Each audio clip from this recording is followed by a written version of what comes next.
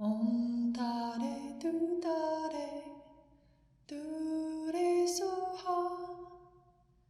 Om Tare Tu Tare Tu Re Soha. Om Tare Tu Tare Tu Re Soha. Om Tare Tu Tare. All right. Well, here we are. We didn't die last night. How wonderful that is. We have awakened one more time to this rare and precious opportunity. We are now in this area of the text. We've been working with how to meditate and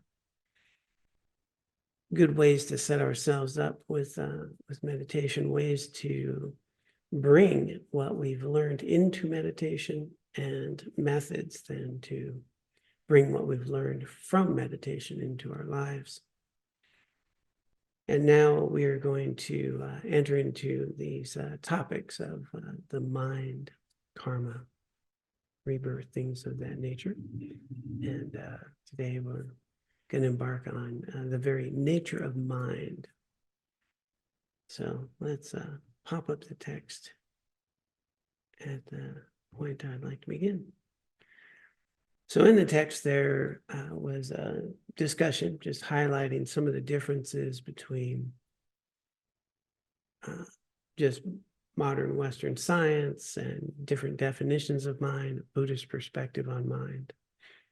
And actually, before jumping into text, just highlight a very important difference. There's a school of thought within modern Western culture, neuroscience, and so forth, that the mind, not the brain, the mind is an emergent property of the brain. So brain will be actively producing these thoughts, images, the things that we attend to. And so the mind would be this emergent property of the brain. Body dies, brain dies, no mind. Buddhist perspective is the mind is correlated with the brain. It has these correlates.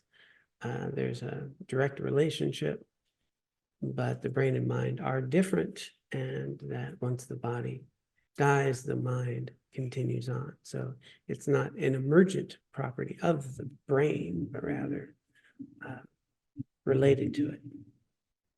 But also then after the brain no longer functions, the mind still does, and then at some point the mind will start seeing itself very differently. And that's where we'll get into a sort of discussion around the potential of rebirth. So those are two very different views, and that's where I'm beginning with the text. There's a big discussion about that, but I want to make sure we use our time well, and so I just wanted to make that hopefully a very clear point of those two perspectives. And here we go. The difference between Buddhism and science should not be points of contention, but rather areas in which we come together to do further research and investigation. So, it's really, let's find out. Both Buddhism and science have the common aim to know the truth about how things exist and to conduct research that can be verified by experience. Both seek to benefit people, and neither follows blind belief.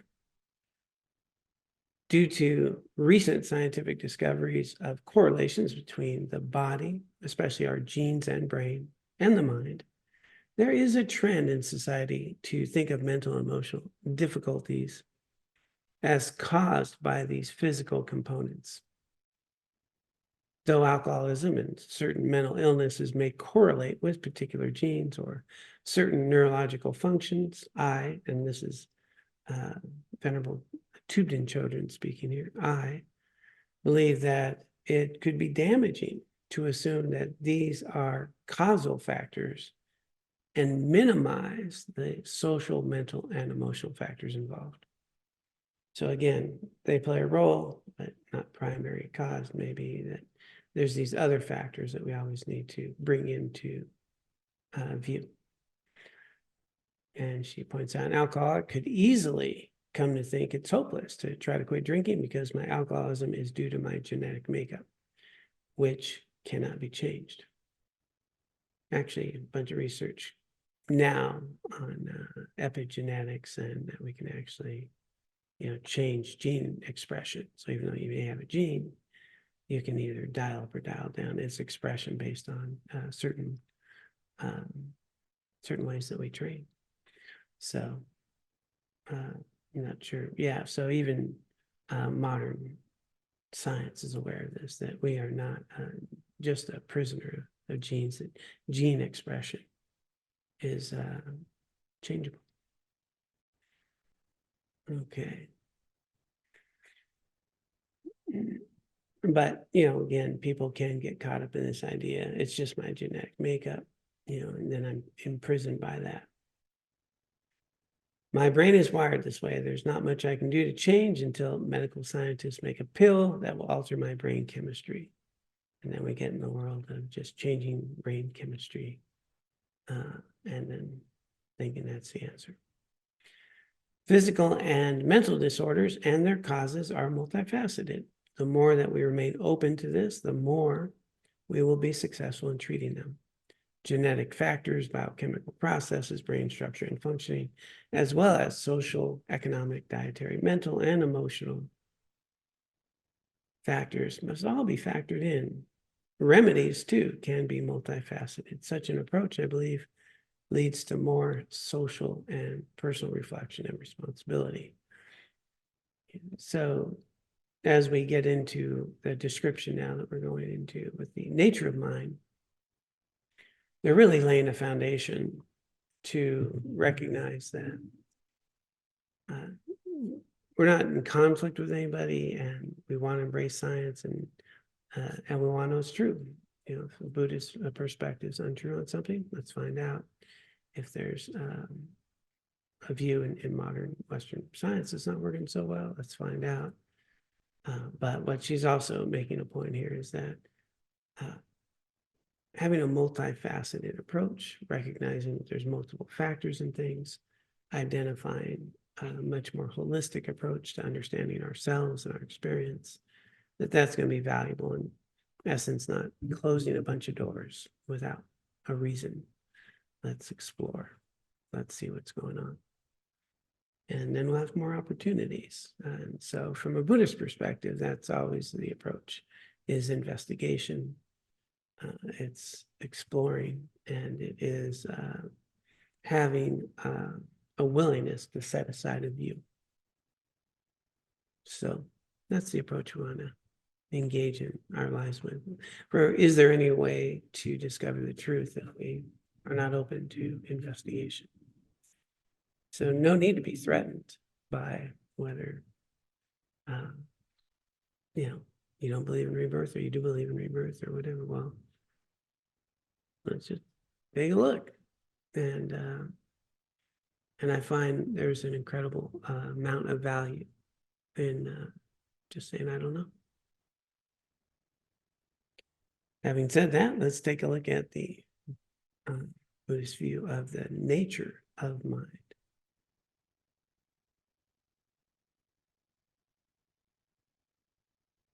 So while we may easily say words, like the words, the mind is mere clarity and cognizance. It's difficult to actually have a notion of what the mind is, let alone to perceive its clear and cognizant nature. So there's an earlier discussion around clarity. Clarity, the mind is clarity. We talk about being just mirror-like. It is clear, mirror-like. It illuminates.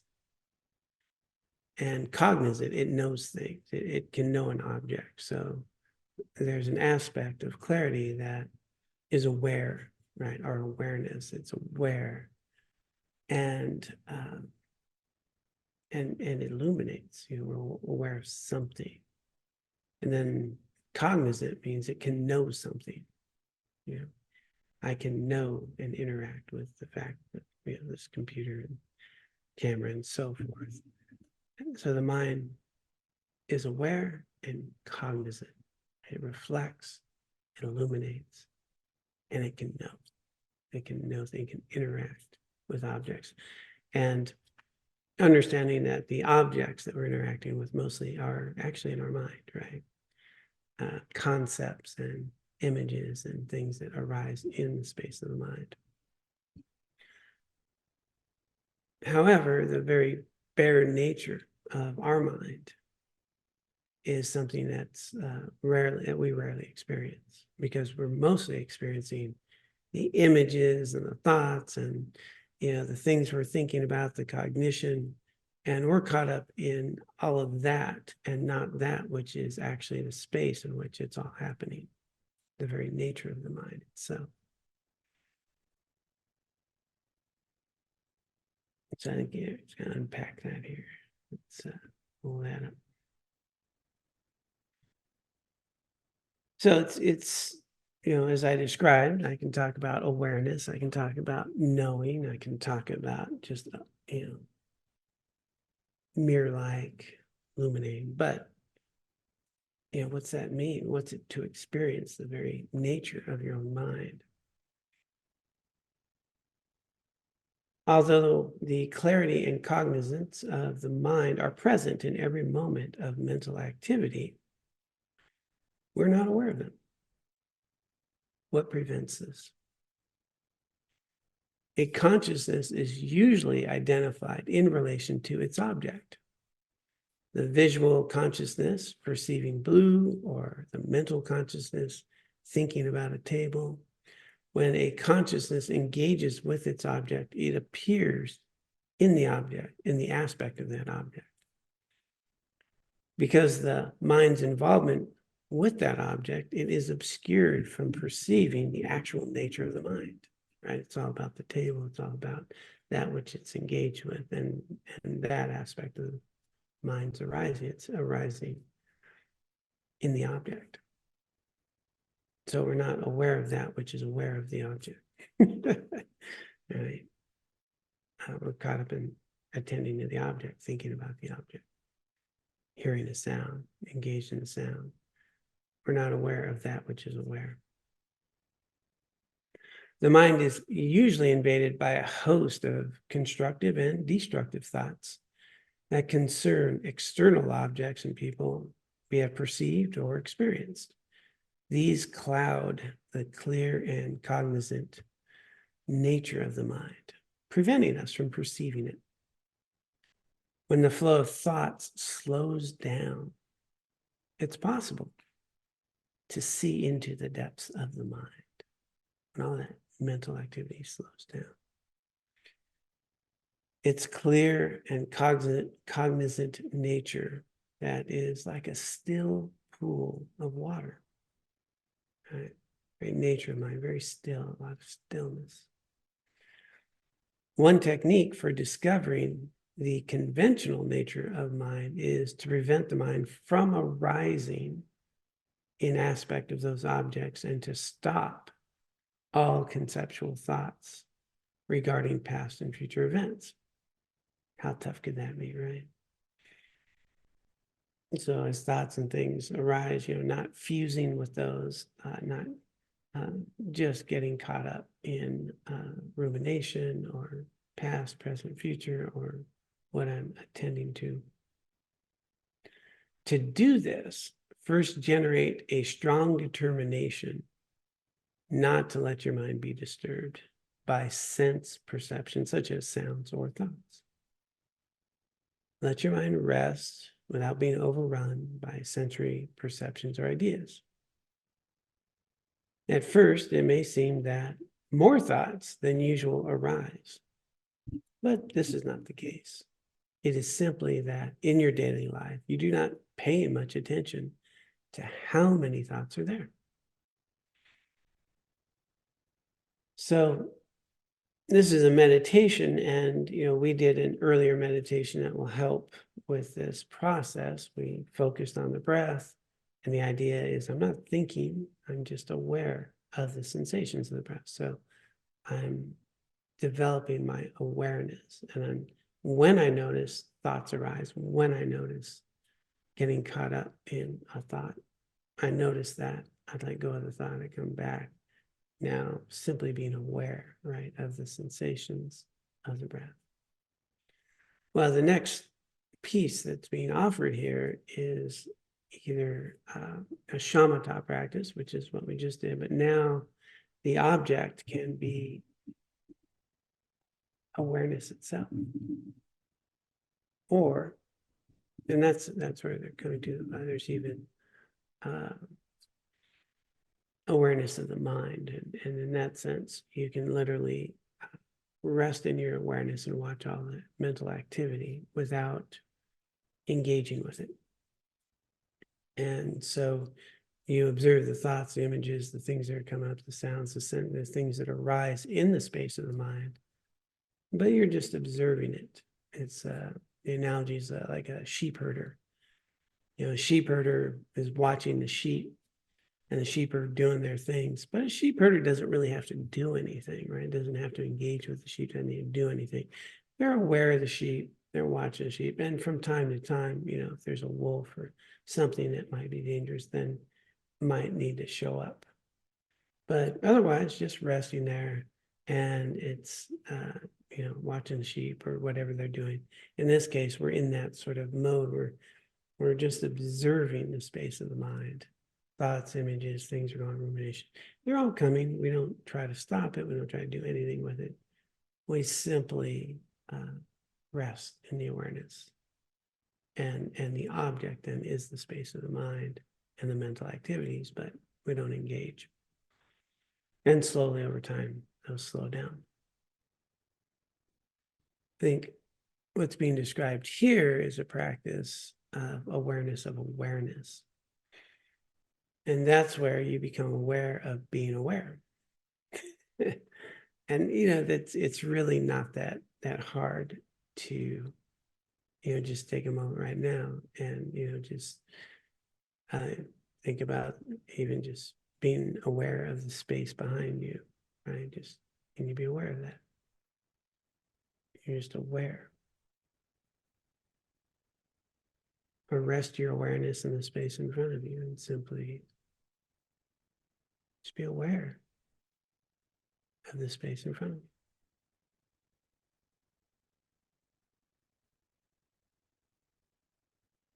You can be aware of your big toe on your right foot. Awareness there. Awareness is always there. We're just not aware that we're aware. And, if I move my awareness to my right toe, the awareness is already there. Awareness is never tired. Awareness is always present. Awareness is always there.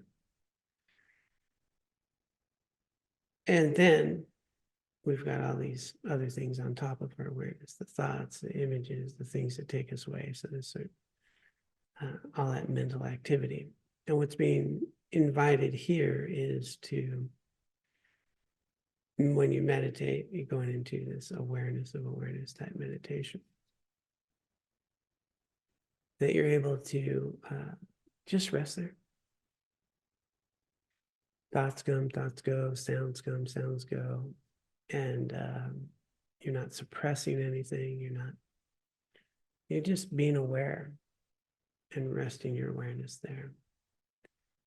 And over time, this mental activity will slow down, and that's where he's getting to in the discussion here.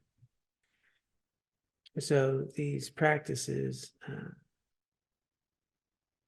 these are guided shamatha practices that you can learn.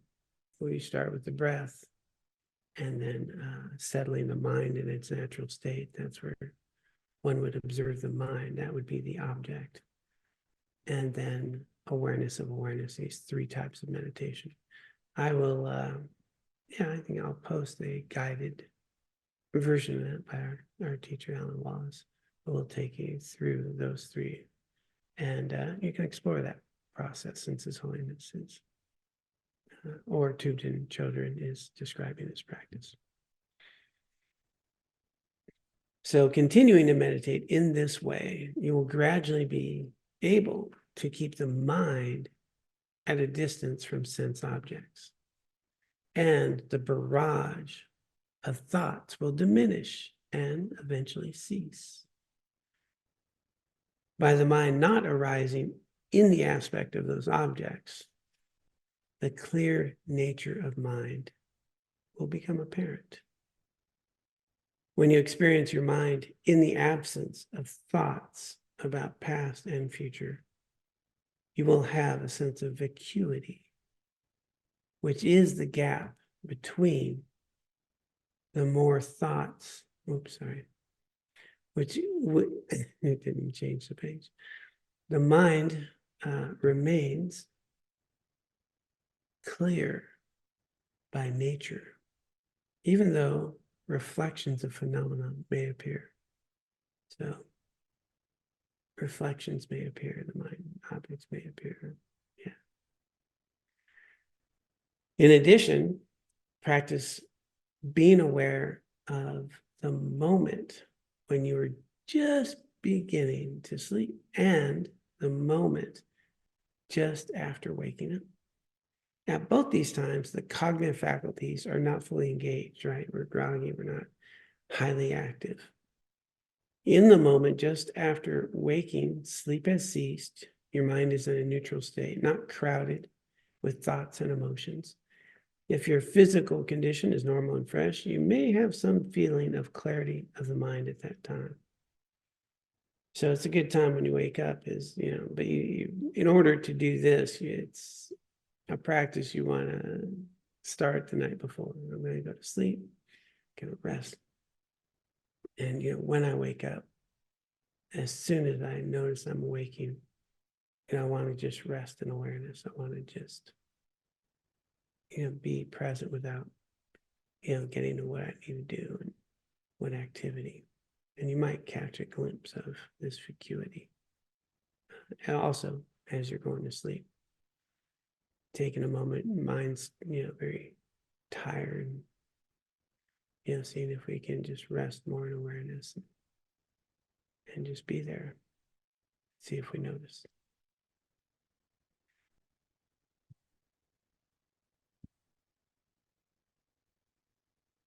Try to remain in that state, although it's not easy.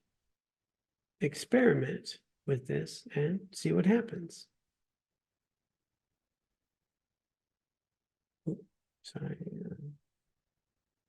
my little screen thing went away there. Try that again.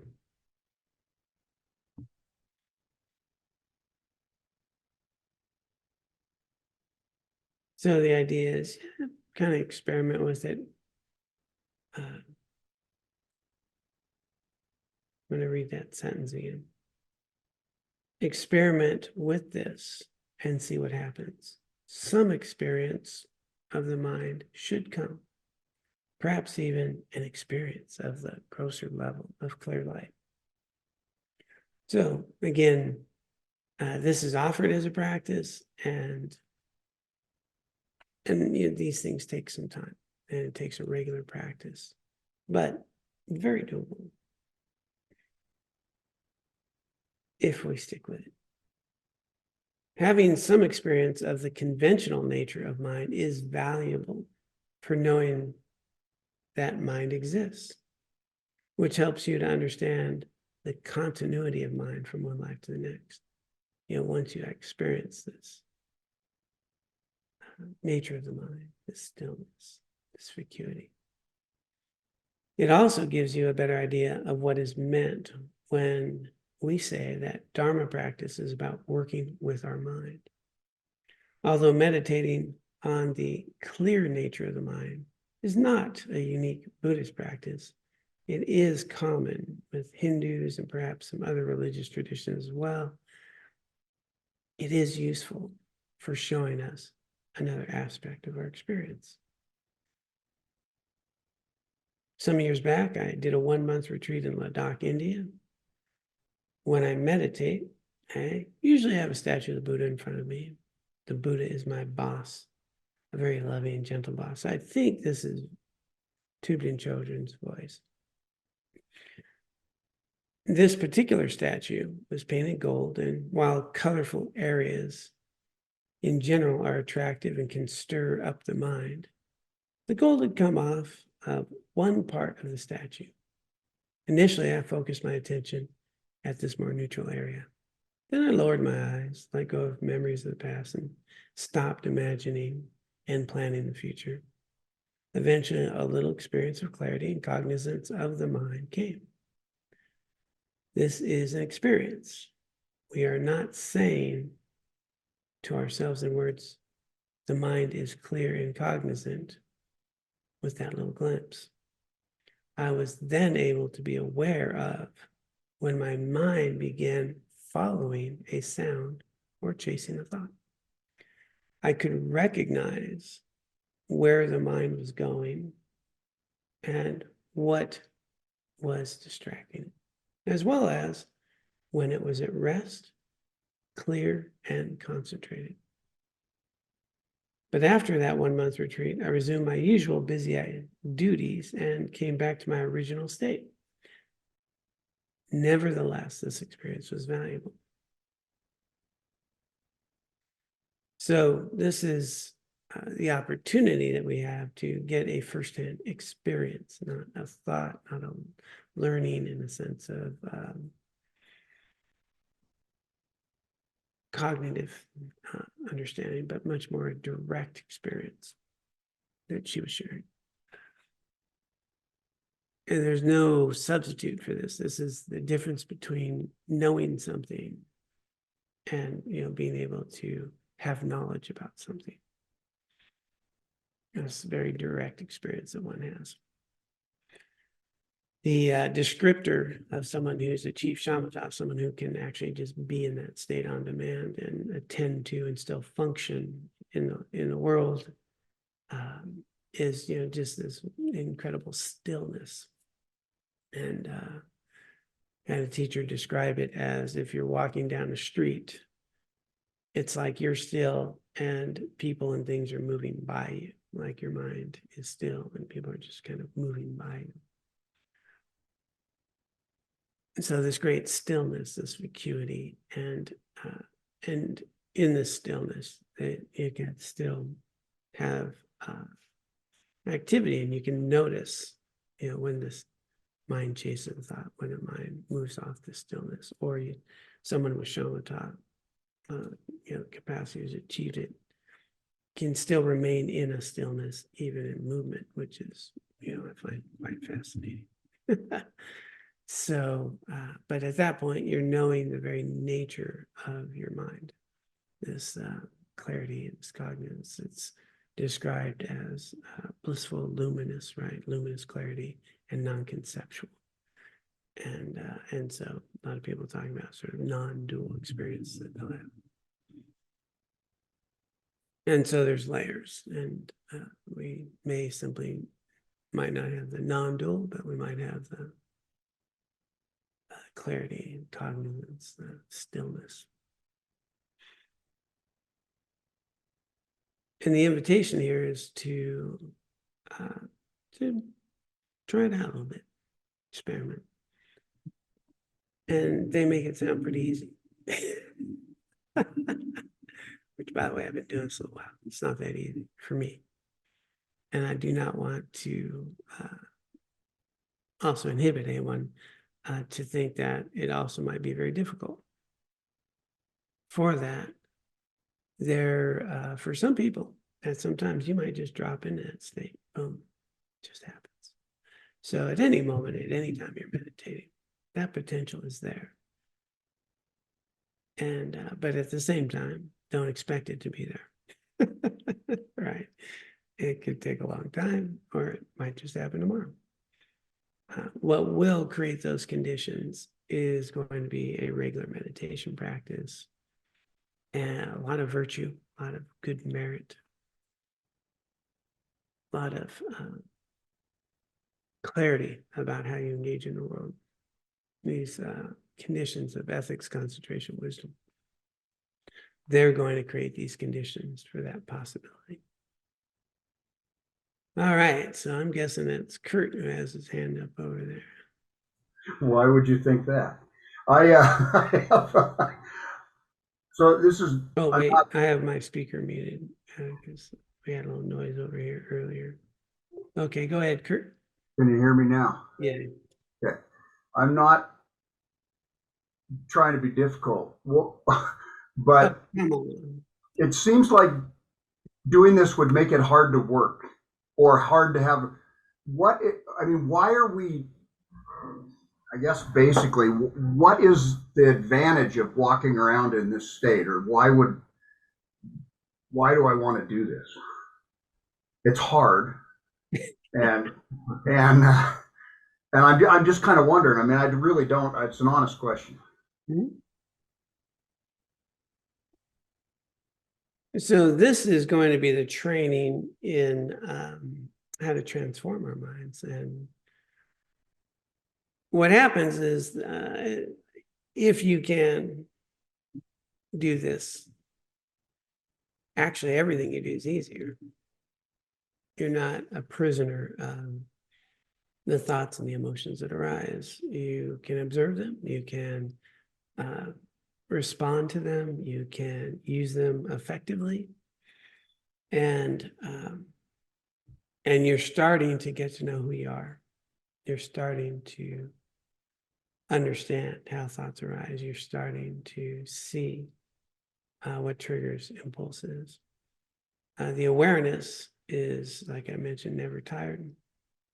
Awareness is always there. Awareness is there when we're asleep. Awareness is always there. So it's this incredible resource that we can have.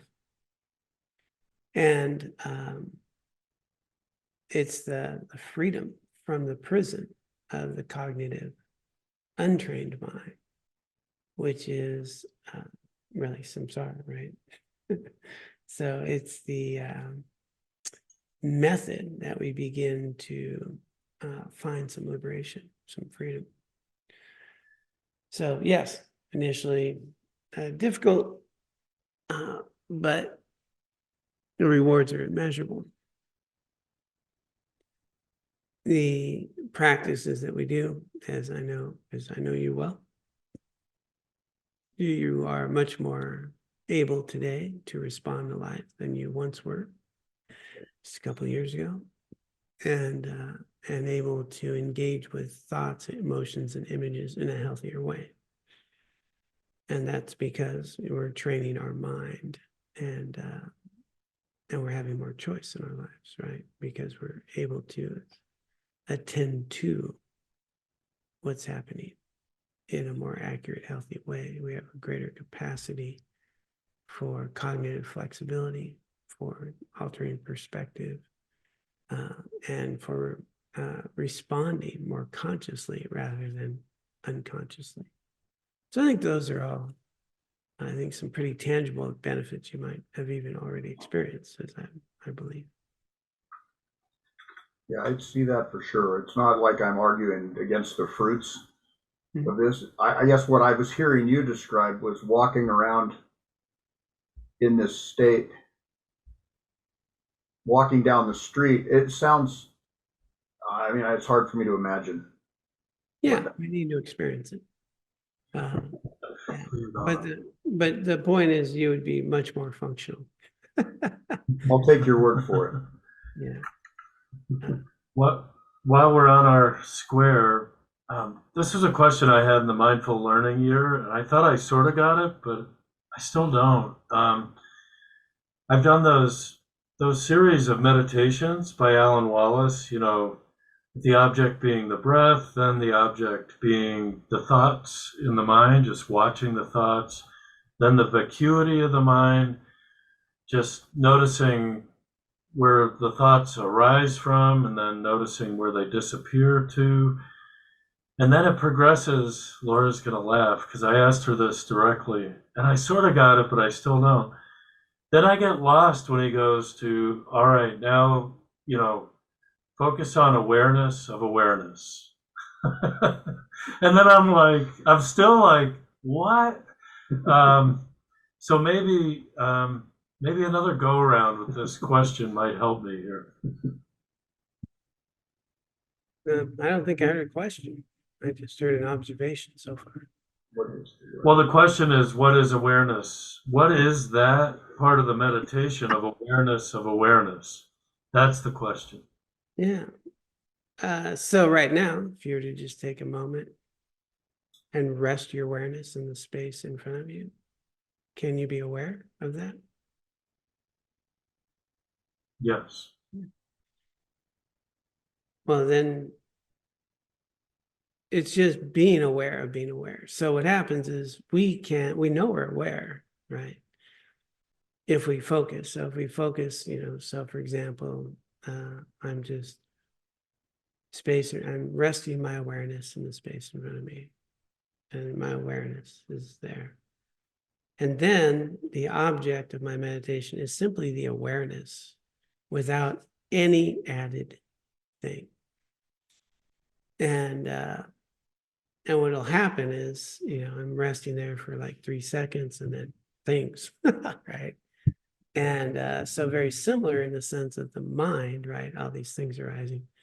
But we just keep coming back to the sense of awareness itself and holding that ground, letting awareness hold its own ground. There's a sense of stillness and just the awareness that's aware before the thoughts, before the images, just aware. And it's a very subtle practice. It's a very thin air, you might say. And sometimes, it takes a while to be able to, use that as a practice. And for some people, it's not their best element. So sometimes breath is a much more tangible practice, still works, still does these things. Some people, they'll find that the mental activity, resting the mind in its natural state, is a really good practice. And for some people, this awareness might be a more natural practice. So different people have different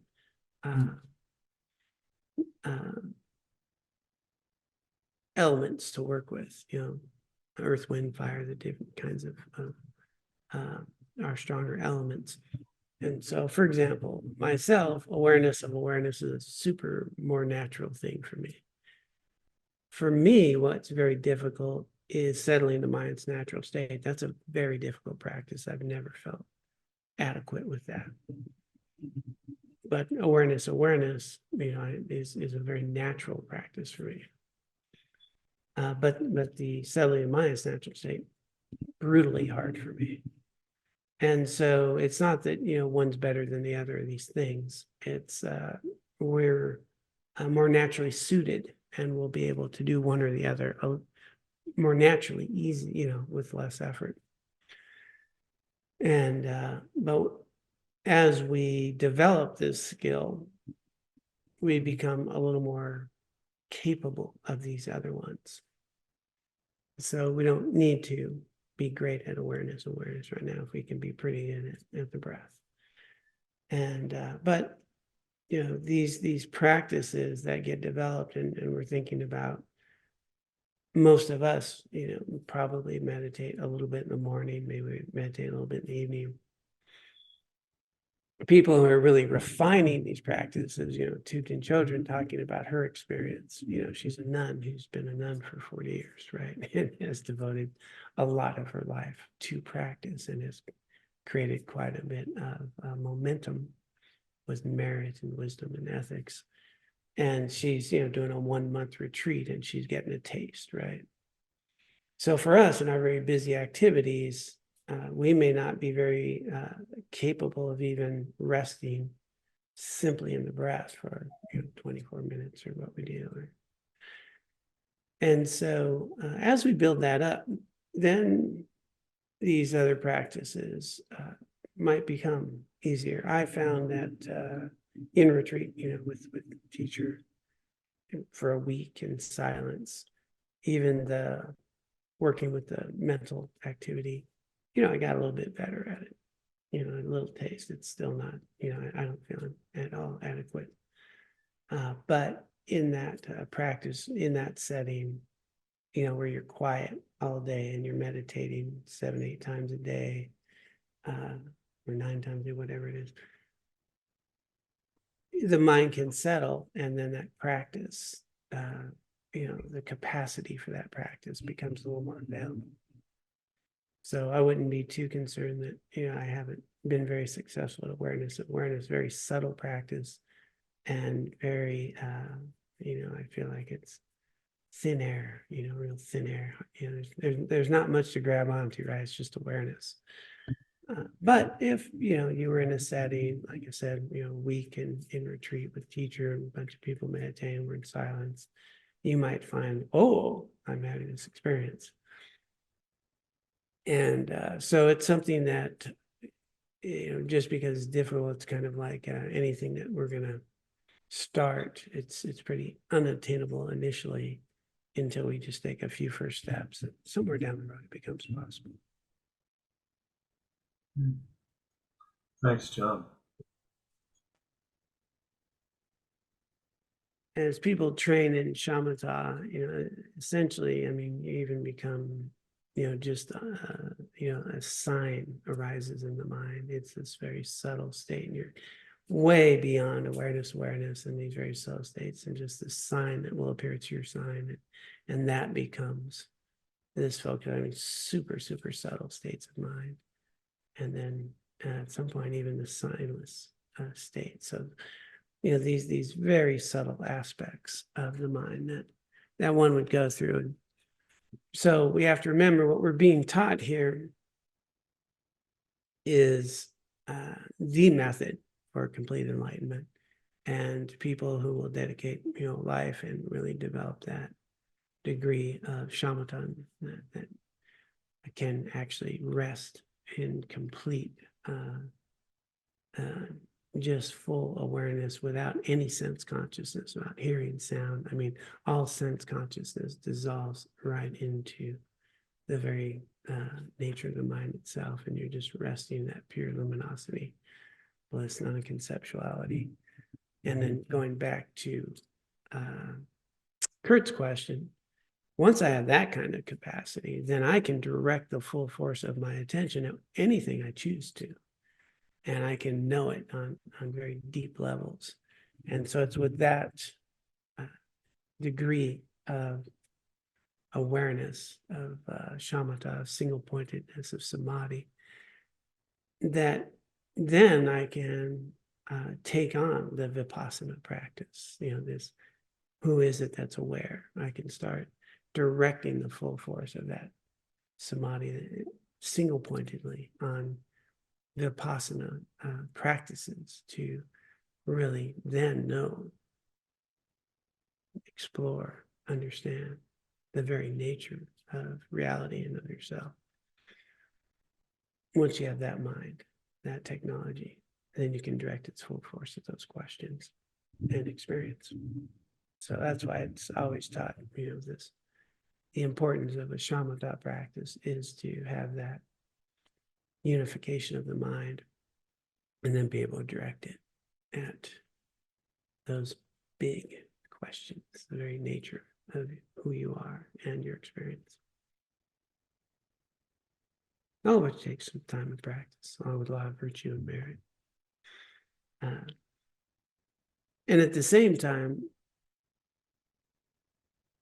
you know, this sounds so far away, right? It sounds so so much. You might be able to experience it tomorrow. You know, just as you're in a meditation, you know, these things can, you know, have experiences that won't be the permanent, you know, awakening. But once we have the experience, then you know it, you know it. It's different. You know, it's no longer this big philosophical question.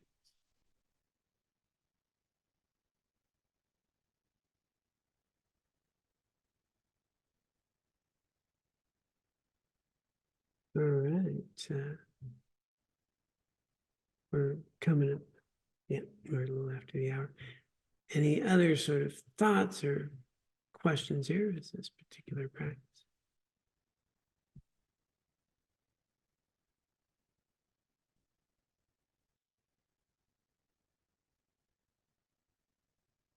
All right. Well, Thubten Chodron did mention then that this experience for her was very productive.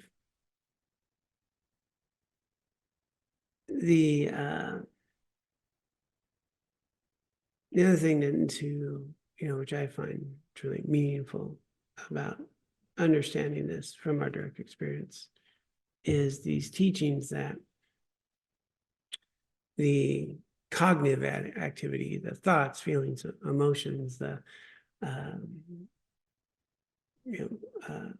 imprints and destructive emotions and even traumas and all these things that are embedded in this mind-body experience that we're having is when you have some direct experience of the mind itself, what you recognize is all of that other stuff is not your nature, right?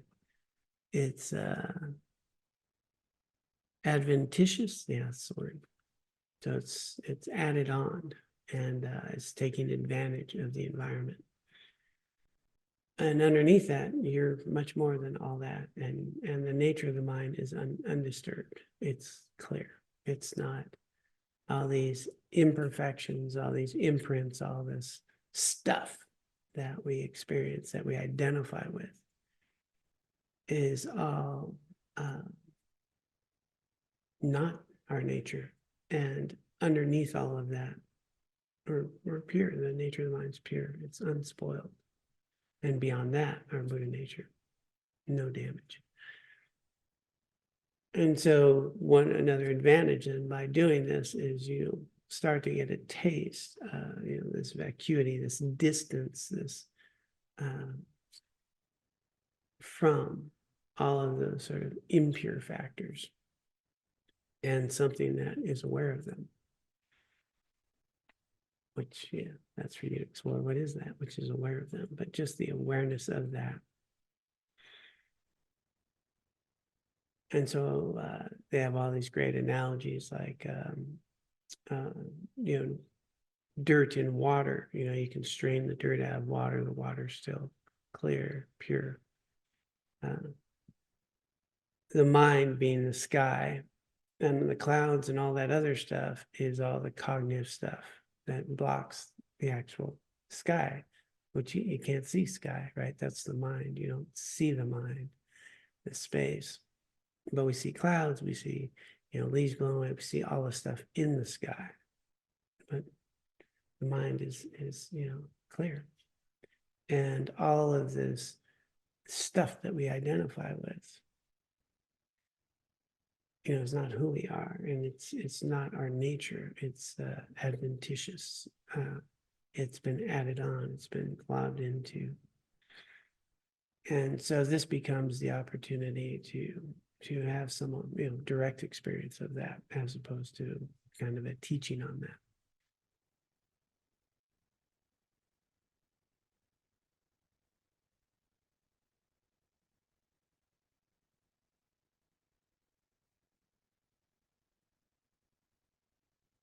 All right.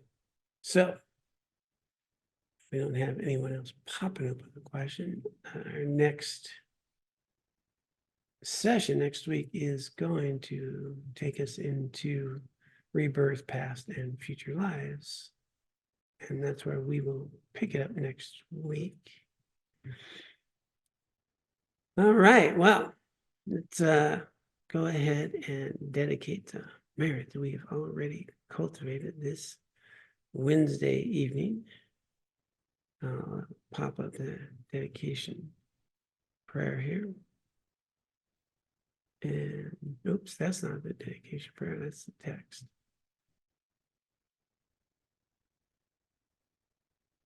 Here we go.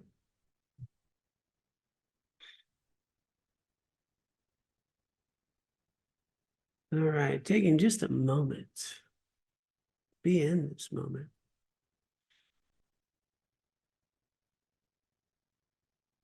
What a gift it is to have the opportunity to have found this path, to have access to these incredible teachings that have been passed down through the centuries, that have made its way through the minds of His Holiness the 14th Dalai Lama, Venerable Thubten Chodron, and all the others, these great geshes and lamas that help contribute to making them available to our Western minds.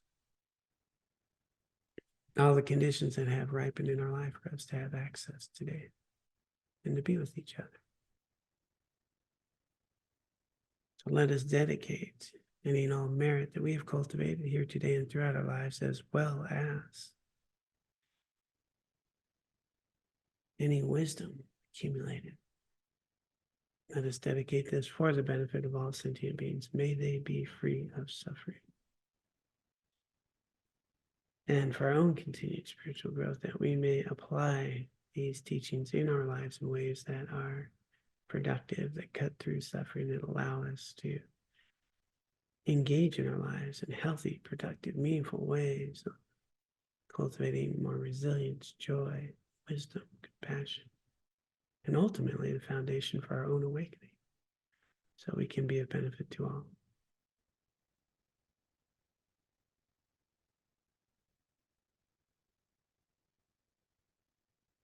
And those who care to, join me in the dedication prayer.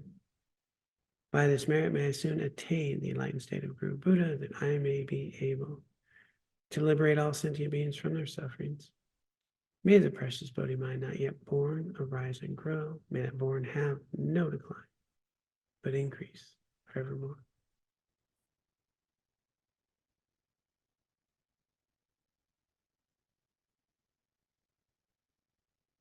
All right, well, a real gift to be with all of you tonight. I am just so grateful that we have these conditions available to us and have the opportunity. It's hard for me to imagine the effort and energy and time that went into these texts, and His Holiness and all the geshes and all the people in Thubten Chodron and so forth are really working with how to bring these teachings to us. So very grateful for them, grateful for all of you, and look forward to continuing these practices so that we can know ourselves a little better and improve the world. All right, lots of love to you all. Please be well, take good care of yourselves, and take care of those around you. Om Tare Tu Tare